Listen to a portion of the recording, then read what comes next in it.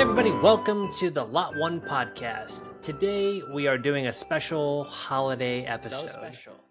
Very special. So special that we are all dressed up Yep. in holiday garb. Because this is what I wear. Only in the holidays, every day, all day. Every day in the holiday, he's always wearing those ears. And he will not go anywhere without that nutcracker. Absolutely not. For those who are just listening, yes, there is a nutcracker. Yep, there's a nutcracker. It is very large and yep, there it is, and it's moving its mouth. Okay, so for the people at home, this year we wanted to sort of wrap it up by talking about, first things first, what is coming up for Lot1 in the new year. We want to talk about Lot1 Podcast, obviously, but we can talk a little bit about maybe Lot1 Productions as well, just a little hints, a little sneak peek for the people who are at home. Yeah. So, in the new year for Lot1 Productions, take it away, Chris. Boy, well, let's actually just talk about right now. We're actually in the middle of a crowdfunding campaign for season 2 of our hit SCP web series on YouTube called Redacted. Mm-hmm. It is based off of a sci-fi online community that has existed for a long time. Don't need to go too much into details, but we're trying to crowdfund season 2. By the time this episode goes live, the crowdfunding will be nearing its end. It is a very ambitious goal. There's an awesome sizzle reel, but check it out. You know, at least share it, give it a like, at least at the minimum. That's what we're doing. So if that's successful, we will be producing that next year. If it's not successful, we will still continue to produce other SCP projects. And past that, we're in current talks to do a feature film with a friend of mine, which will be super cool. We're going to do a bunch of friend shorts of the podcast as well. Friend of the podcast, yes. We're going to do a bunch of shorts as well. The goal next year is just produce as much content as possible, essentially. So that's kind of, the survive to 25. Well, let's hopefully 25 is the year we do a bunch of stuff. Yeah, I mean, we don't want to bore the audience. They're here for the podcast, but that's what's going on over at Lot1. We're also looking for projects too. So if you're a writer or someone who is a director who has a story or funding or doesn't have fun, just hit us up. We're always looking for more projects.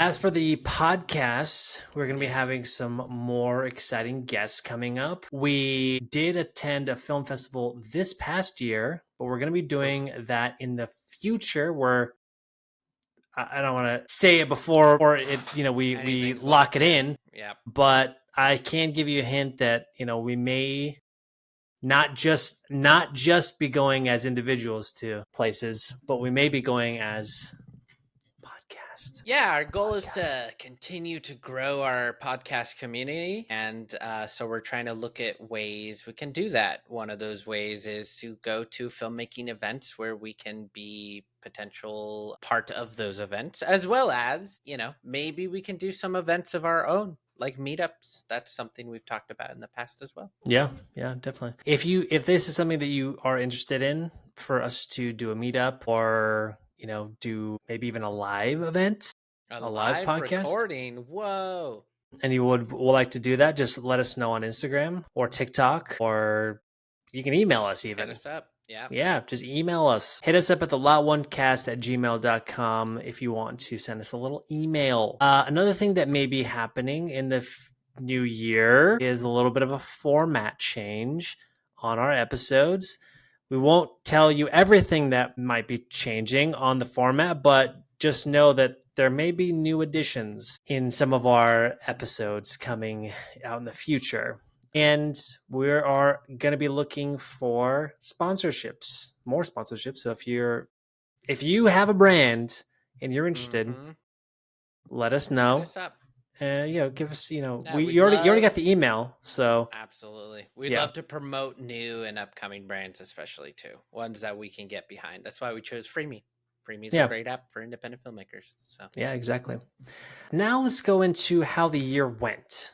This year, for the podcast. Yeah, exactly, for the podcast. There is, for the world is a little different, but for the podcast, I feel like the podcast this year there were tons of great guests, a Absolutely. lot of new information. Obviously, we had Mina join the team, and she's been a phenomenal producer. And we're excited that we got so many good guests on that Absolutely. are in all walks of life, Very actors insightful. to executive producers to, Executives. right, exactly. And then, all the way to production designers and directors and all that kind of stuff. So there was a lot of cool, really interesting guests, and just looking forward to next year, even more guests and more yeah.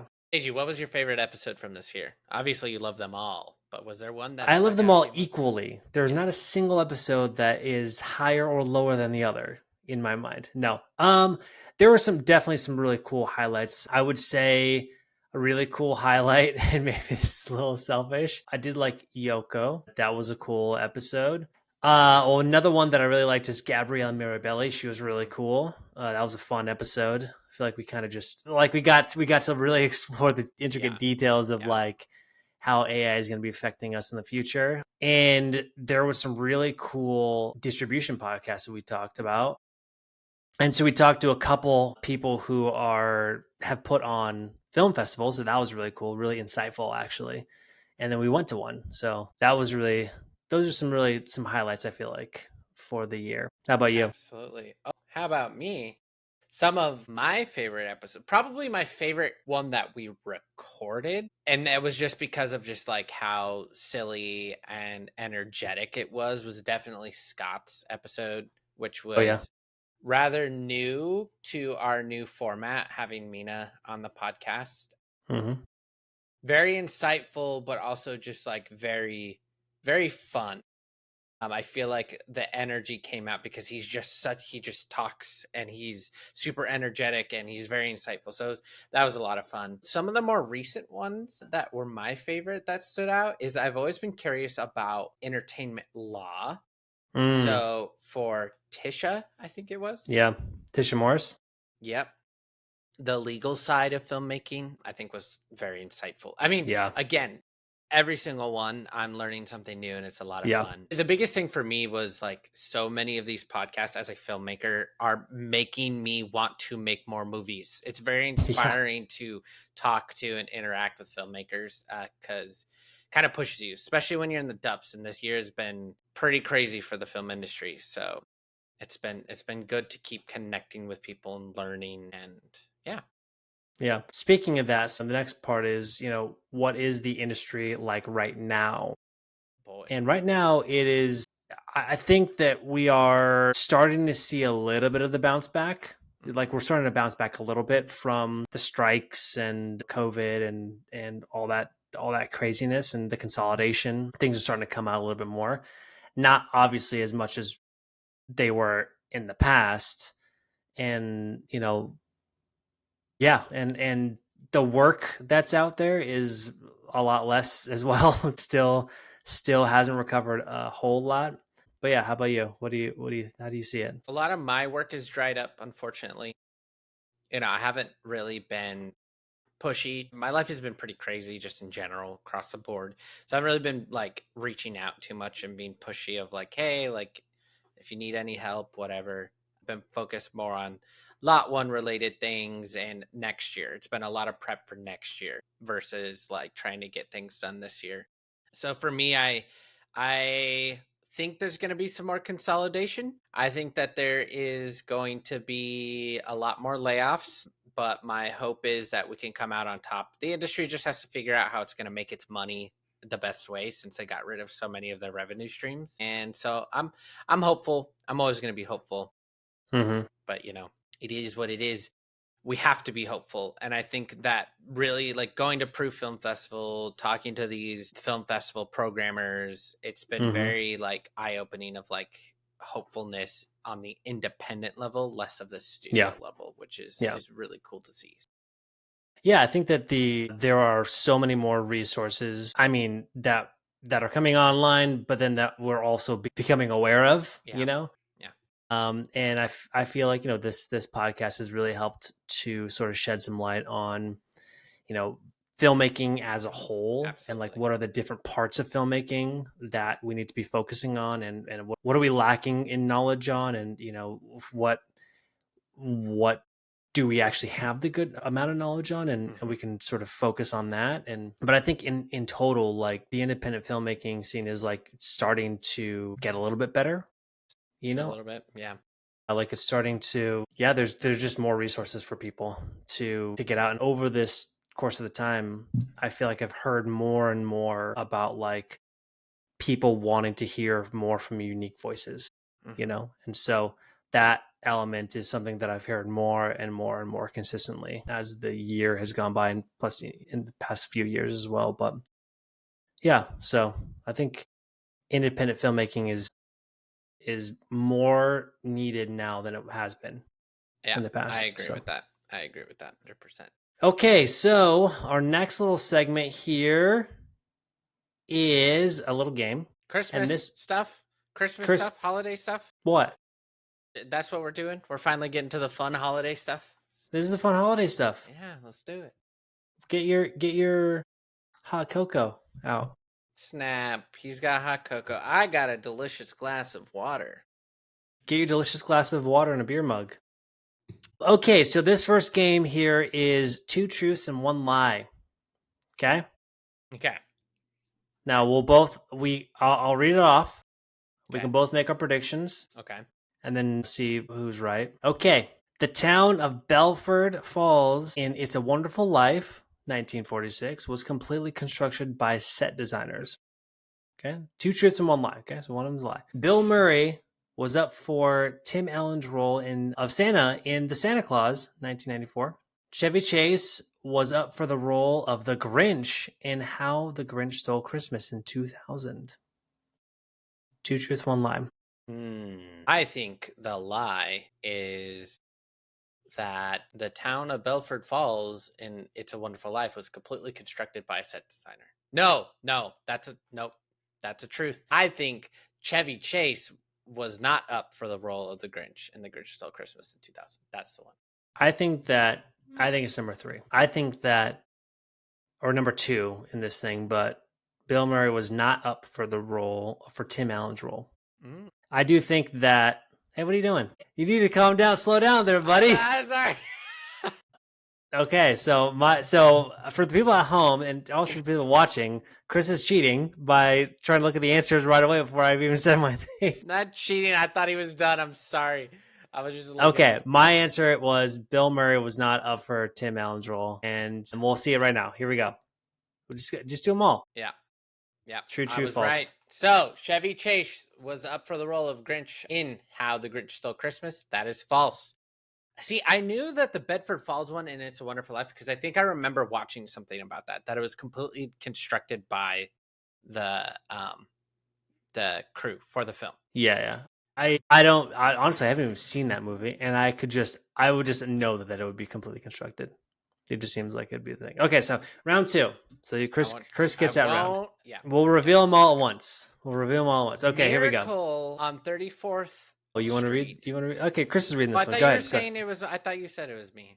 No, I said the first one was you won that round. But no, read the second one. Here we go. Miracle on 34th Street, 1947. Came out in June due to the studio insisting warmer weather meant more moviegoers. Macaulay Culkin made $500,000 for Home Alone 2 in 1992. Tom Hanks voiced 5 characters in The Polar Express 2004. I say Tom Hanks did not voice 5 characters. I think he probably voiced 4 or I don't know, less or something, but not 5. I think it's Macaulay Culkin made $500,000 for Home Alone 2 as the false. All right, he made more? I think he made a lot more. Well, okay. I guess it needs to be more specific. Is it like how much he made up front? I think it's just in general, probably. Okay. I think it's. I feel like I may be wrong, but yeah. Go ahead. All right, here we go. On 3, 1, 2, 3. False, man. I'm good at this. It says even there. Macaulay Culkin made $500,000 for Home Alone 2 in 1992. False. He negotiated $4.5 million plus 5% of the box office gross, the largest ever paid to a child actor at the time. That's pretty crazy. I had a feeling. I knew that Tom Hanks had voiced multiple characters. I knew that okay. outright. Yeah. Yeah. And I totally believe the studio being stupid and releasing a Christmas movie in the middle of the year. Yeah. I figured that was probably, that made sense. Okay, so I'm 0 for 2, or I don't know how people say it in the sports world, but yeah. Okay. And then the last one is, you didn't scroll down yet, right? I won't look. I didn't read anything. Okay, don't read anything. I have to make this. Sorry. You can read the next one while I do this one. All right. Round 3. Chevy Chase broke his pinky during filming of Christmas Vacation. For the scene in A Christmas Story where Flick's tongue sticks to the flagpole, a hidden suction tube was used to create the illusion that his tongue had frozen to the metal. The reindeers in The Santa Claus were CGI. It's number 2. That's my guess. I'm thinking. For the scene in Christmas Story, Flick's tongue. I think it is number 3. The reindeers in the Santa Claus movie, 1994. CGI? No, that's right. That is right. Because they were animatronic. So you're saying that the lie is number 3. The reindeer. The lie is number 3. Yep. Yeah, I agree. All right, ready? On 3. 1, 2, 3. Yep, there it is. Yeah. False. The reindeers in the Santa Claus 1994 were CGI. They borrowed real reindeers from the Toronto Zoo. I knew that because I used to watch that movie a lot when I was a kid, and I was like, "Nah, those are real reindeers." Well, there's just one time where somebody did something, and then like a reindeer looks back at them. I think that was animatronic. Really? I think you're crazy. Sure. All right. We'll have to look this up. All right, next game. What are we doing? Okay, next game is top 10 grossing Christmas movies. Of all time? Of all time, according to Wikipedia. Okay? You get to see... Oh, wait, hold on a second. Okay, don't look. Oh, look. Here, I'll minimize it. Okay. Hold on. All right, don't look. Sorry, I forgot to... I'm not looking. I forgot to do this for the year, because a year is not helpful. It gives it away. While he does that, I actually just recently watched a Christmas movie called Red 1. Oh, I was about to see that. Okay. It's not a great movie. Well, yeah, you already know that going in. Yeah, it was really entertaining. I had a lot of fun. Like, genuinely, like, they were so serious in the movie, just like bringing up the Santa Claus movie. Like how serious it takes itself is. I like movies that do that where it's like, nope, this is the world, this is actual truth, we're not going to make fun of it the whole movie, it's legit. And I think that's why I found it most entertaining. I called it right away, and it's not the greatest thing in the world, but like I said, I enjoyed it. So if you're looking for a fun Christmas movie, just watch it. It's good. Yeah. Okay. All right, what's this game, Deji? All right, so the game is, you're kind of trying to guess the top 10 grossing movies of all time. Christmas movies of all time. Christmas movies, yeah, sorry. Christmas movies of all time. Are you going to give me the list of Christmas movies beforehand? Because no, yeah, you're not going to get them. Don't know what classifies as a Christmas movie sometimes. Well, you can make a guess. You can make 10 guesses.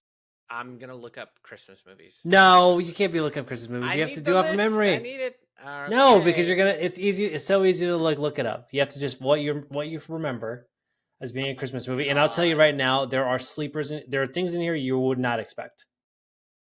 I'm already telling you. So that's a hint. If I don't know. Okay, here's the thing. I'm going to lose this game. Okay. I will give you you can have the amount that they made, and you can have the year. That's it. I need to guess the name of the movie. The name of the movie. I thought I was guessing what has made the most money, not the name of the movie. No, you need to guess what the name of the movie is. Son of a... Okay. Even worse. All right. Okay. Are you looking at the board? I'm not looking at anything. Okay, great.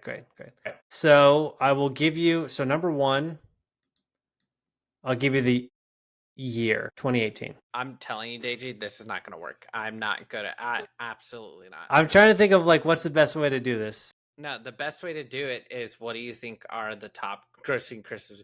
At the top, what's the list? It's 10 films? Yeah, 10 films. Okay. So 10 films. Let's Start at the top. Okay. I think the number one most grossed film Christmas movie of all time is the Grinch. You know the one I'm talking about. Yeah. With Universal Jim Carrey. Studios, The Grinch. With Jim Carrey, right? With Jim Carrey. That's Okay. number one of all time. Okay. Am I wrong or am I right? You are kind of wrong, but you're wrong for sure. You're definitely wrong. I've already given you the hint. You have? That you're kind of wrong.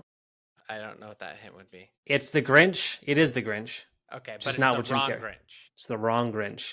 Okay, it's the original animated The Grinch movie. No, it's in 2018. Wait, no, dang it! I was gonna say it's the one with. Well, that's dang it's it. the only other one there animated is. one, right? It's the animated one. It's the animated The Grinch from 2018. It's really the most gross of all time.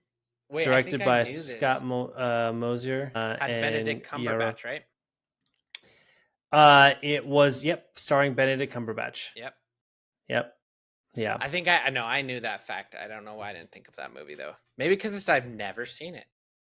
All right, so number 2 on the list. You did a good job by saying The Grinch. Yeah. It's a fair thing. So when you say a name, do you want me to actually put it in the order that it is in, or do you want to try to guess again? By the way, we should have come up with these rules a long time ago. This is actually like really bad. I don't think this is gonna work at all. The problem is like I know Christmas movies. I need the list of Christmas movies. Like, Okay. A list of 20 Christmas movies. I could tell you the top 10 most highest. Okay. I got it. Just so everyone knows, this is how me and Deji operate on a daily basis when it's not curated by a script or a producer. You already know number 1. Try to give me number 2. Number 2 is of all time is It's top grossing, by the way. Grossing. Top of all grossing. Time. Yeah. Home Alone. That's right. Oh, wow. All right. Cool. Yeah, you got it right. Cool. The third top grossing of all time is Elf. Third top grossing is not Elf. Okay. Is it Nightmare Before Christmas? No. It is not Elf. It is not Nightmare Before Christmas. Okay. I get my third guess, and then you got to tell me. This one is, I will give you a hint. It's A Wonderful Life. Okay. Well, you didn't wait for the hint. Nope. No, it's not right. It is Alvin and the Chipmunks. Okay. All right. Yeah. All right. Cool. That was probably not going to be an easy one to get. All right. Then the fourth of all time has to be Elf. Okay. And the fourth, what'd you say? Of all time has to be Elf. I'll give you a hint. Elf is not on this list. Oh, seriously? Okay. Yeah, it's not on this list. The fourth of all time is It's a Wonderful Life. Okay, so I will tell you whether they're on the list or not. It's a Wonderful Life is not on this list. This is a terrible game. A Christmas Carol. It is on the list, but it's not number. And it's not. It's Home Alone 2. No. It is Home Alone 2, Lost in New York. Oh, okay. All right. Number 4. No, that was number 4. Number 5. Christmas Carol. It is on the list, not number 5. Number 5 is The Polar Express. It is on the list, not number 5. Okay, one more guess. Yep. One more guess. I'll give you a hint. I'll give you a hint on the third guess. You almost got it right once. I almost got it right once guessing. A Christmas Story. No, it is Dr. Seuss's How the Grinch Stole Christmas. Okay, I see. Jim Carrey. Okay. All right, you got number 6. Number 7. No, it's number 6. I know, but no. Oh, this next one is number 6. The Polar Express. I'm gonna keep guessing the same ones. A Christmas Carol. Yep, you got that right. Okay. So number all 7. right, number 7. A Miracle on 34th Street. It's not on the list. Dang. Okay. I know. We're gonna say The Nightmare Before Christmas. Nope. All right, you get one guess. Tom Hanks is in this movie. The Polar Express. Yep, there it is. Yep. Okay. Okay. Number 8. I'm gonna give you a hint right off the bat. This is not something you would have ever thought would be on this list.